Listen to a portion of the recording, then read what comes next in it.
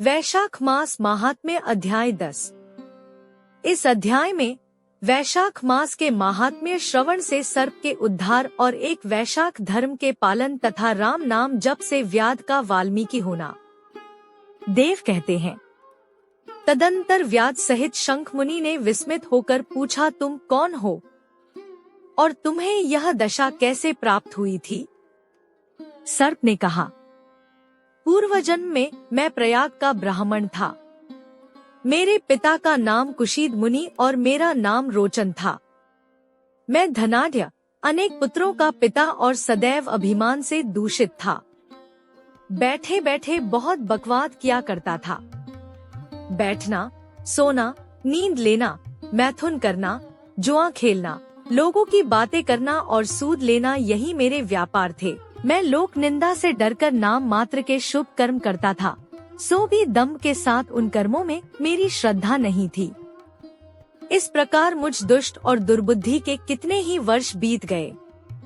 तदंतर इसी वैशाख मास में जयंत नामक ब्राह्मण प्रयाग क्षेत्र में निवास करने वाले पुण्यात्मा द्विजों को वैशाख मास के धर्म सुनाने लगे।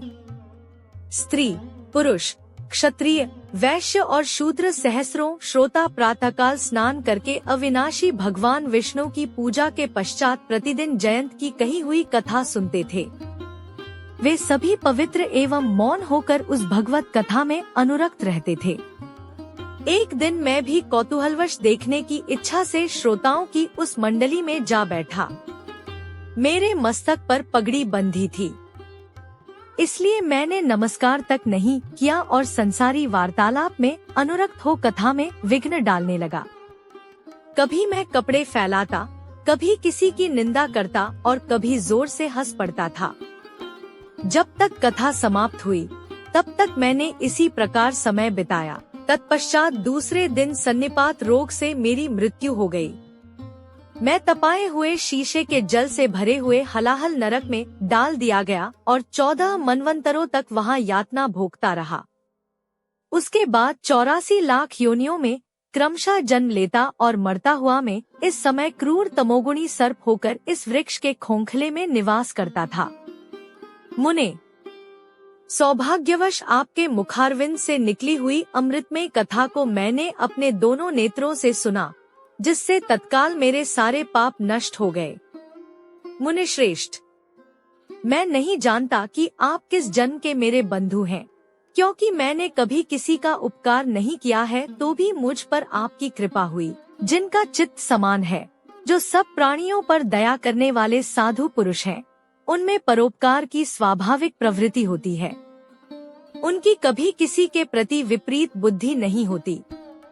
आज आप मुझ पर कृपा कीजिए, जिससे मेरी बुद्धि धर्म में लगे।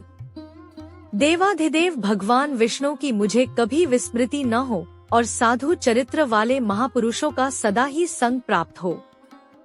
जो लोग मत से अंधे हो रहे हों, उनके लिए एकमात्र दरिद्रता ही उत्तम अंजन है। इस प्रकार नाना भांति से स्तुति करके रोचन ने बार बार शंख को प्रणाम किया और हाथ जोड़कर चुपचाप उनके आगे खड़ा हो गया।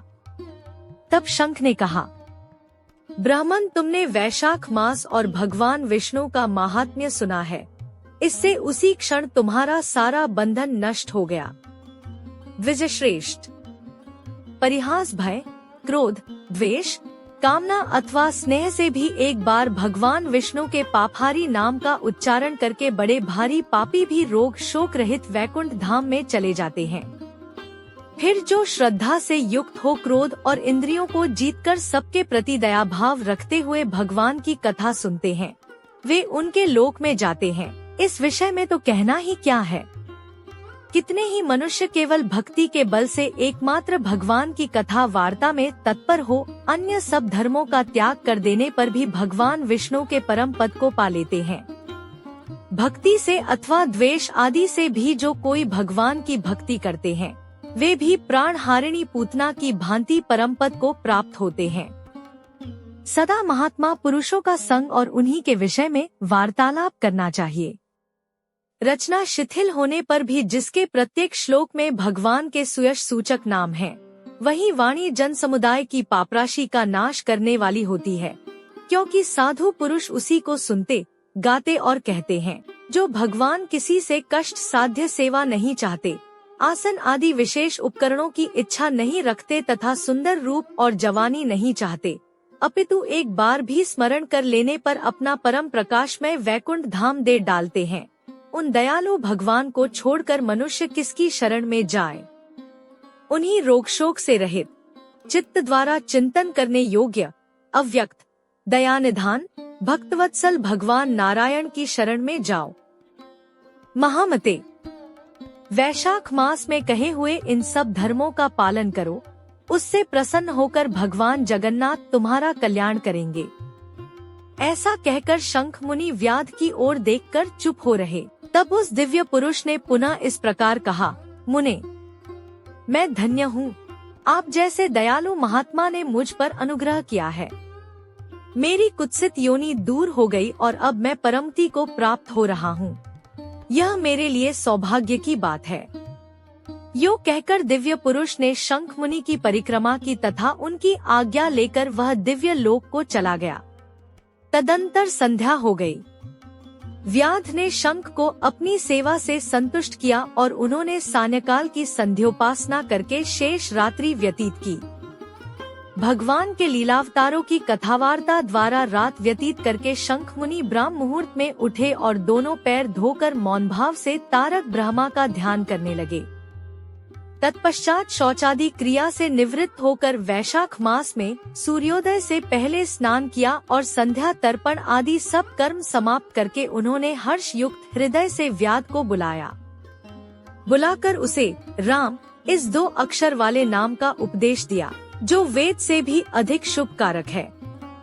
उपदेश देकर इस प्रकार कहा, भगवान विष्णु का एक एक नाम भी संपूर्ण वेदों से अधिक महत्वशाली माना गया है। ऐसे अनंत नामों से अधिक है भगवान विष्णु का सहस्र नाम। उस सहस्र नाम के समान राम नाम माना गया है।